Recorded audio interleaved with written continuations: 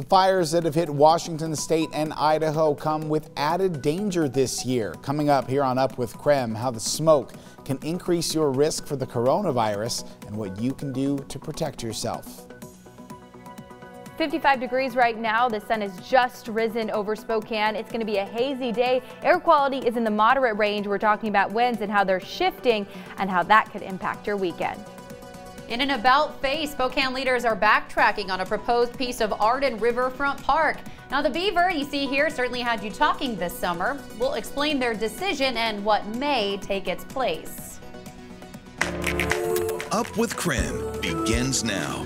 We do want to share some good news with you to start Up with KREM this morning that came out of the ongoing wildfires that are sweeping across the Northwest. This little kitten, this cute little kitten, was rescued from the Malden fire and brought to the TLC Animal Care Shelter. The shelter then posted hoping to find the owner by sharing these pictures. We can let you know this morning it worked and they will be reunited today. What a beautiful reunion, Jen, that would have to be. I'm sure they were worried sick about their little adorable kitten. Yeah, I mean, there's so many moving parts with that. Of course, you feel responsible and you are responsible for your pets, but you know, they often get lost in things where things are moving quickly. So glad to see that that worked out well. The kitten's safe, back home with its family, so good all around. Big ol' eyes, Dana Marie. Love to see that look on the little kitten's face. I cannot imagine how happy. Did we say he, she? I don't remember. Did we know if it's a boy or a girl? I don't remember. Either way, he, she happy to be reunited with his parents. I know, and those cute eyes are probably ones that are very, very happy this morning. There's so much devastation that comes out of wildfires, but this is just a sweet little story for our Thursday.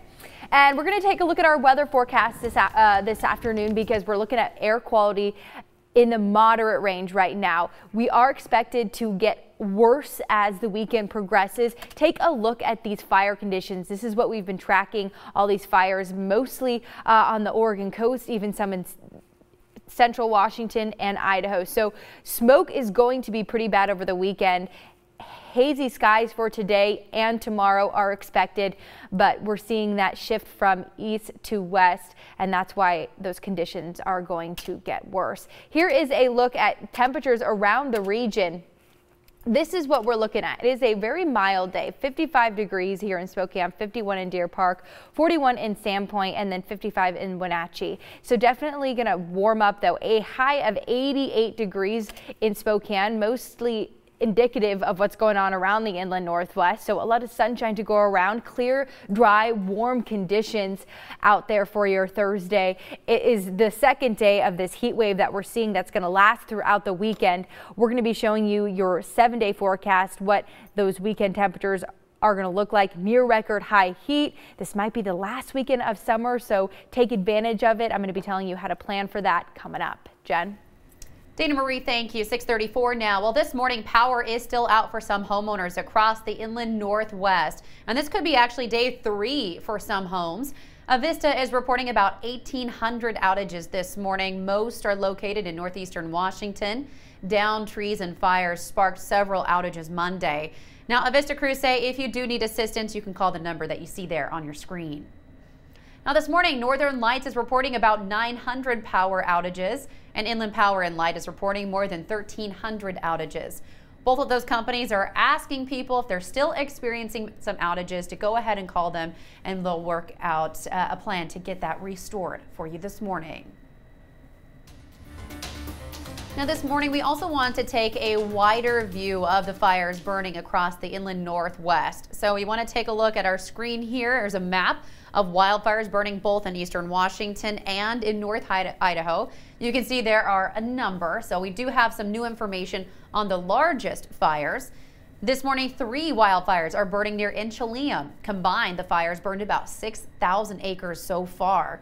Authorities say flames destroyed 4 buildings. And level 3 evacuations are in place right now near Twin Lakes and Meteor Road, as well as Hall Creek and Sailor Valley Road. That means get out now. Now, level 2 evacuations are in place for the Kewah Valley as well. That means people need to be ready to leave at a moment's notice. And this morning, evacuation notices just expired for a wildfire west of Fairchild Air Force Base. The Christensen fire destroyed 7 structures. It is 50% contained, and it burned about 80 acres. Now, across state line in Idaho, the Hunter 2 fire burned about 700 acres so far, and this morning it is 0% contained. The Bonner County Sheriff's Office says all evacuation orders for the Blanchard area are lifted. However, Hunter Road, Flying Geese, and Stone Road are only open to residents. All other roads are open to normal access. People, though, are being asked to use caution and watch out for fire equipment.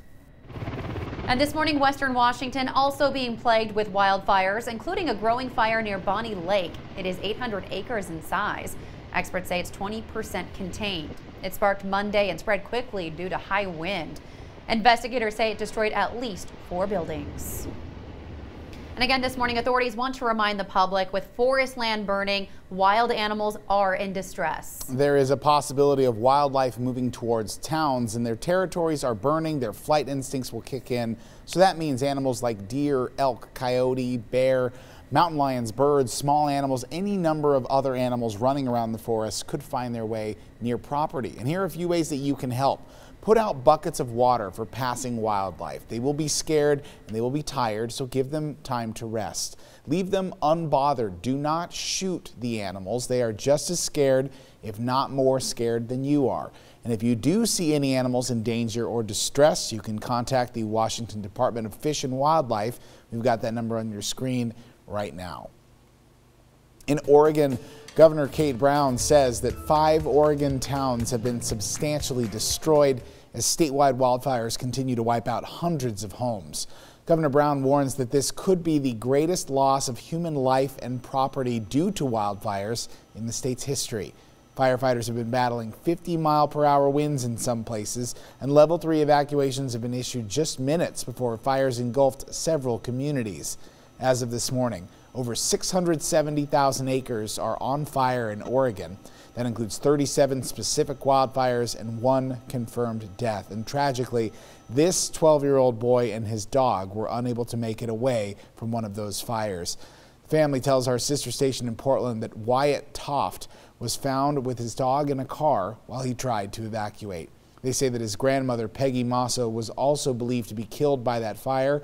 Officials say that her body has not been found. For more information on the specific fires, including information about evacuation orders and emergency shelters, you can text WILDFIRE to 509-448-2000. We'll get a link right to your phone with the latest information. Coming up now on 6:39, well, happening today, Spokane leaders could make a decision about a new art installation in Riverfront Park. And this certainly has a lot of you talking this summer. Well, new this morning, the beaver may be out of the running. That's an interactive piece where guests can sit on its tail. In April, the Joint Arts Committee recommended that piece, but it was met with some public pushback. In a survey of KREM 2 viewers, nearly everyone voted against the piece. And this summer, the park board received about 150 emails during a public comment period. They say the results are wide-ranging, some for, some against the piece. But leaders this week did an about-face and voted not to push it forward. Instead, the Seeking Place is now the front runner. It's a maze-like structure with LED lights. It was the initial runner-up to the beaver. Now, the park board will give the final approval in a vote as early as this afternoon. And so this morning, we want you to weigh in at home. What do you think of the Seeking Place? You can let us know what you think by texting us at 509-448-2000. Of course, that project also is expected to be complete by spring 2021. Joshua, we know this generated a lot of talk around town. There was some concern that it didn't exactly fit in the park, but there were some people that also liked that it represented beavers that we've seen here in the Northwest and that it could convey many different stories. So it really went both ways, but this morning it looks like it may be out of the running. I got to say, when we first brought this story up earlier this year, the Seeking Place was actually the one that grabbed my eye the most. So I think it's interesting to see the way that that opinion has shifted a little bit. But then I found some love for the beaver too. So yeah, it's kind of an odd story. I'm looking forward to seeing when we can get some clarity on it and actually see what's going to come to Riverfront Park over the next few months and into next year. All right, coming up this morning, could the coronavirus cancel Halloween? We look at the new debate as the holiday gets closer.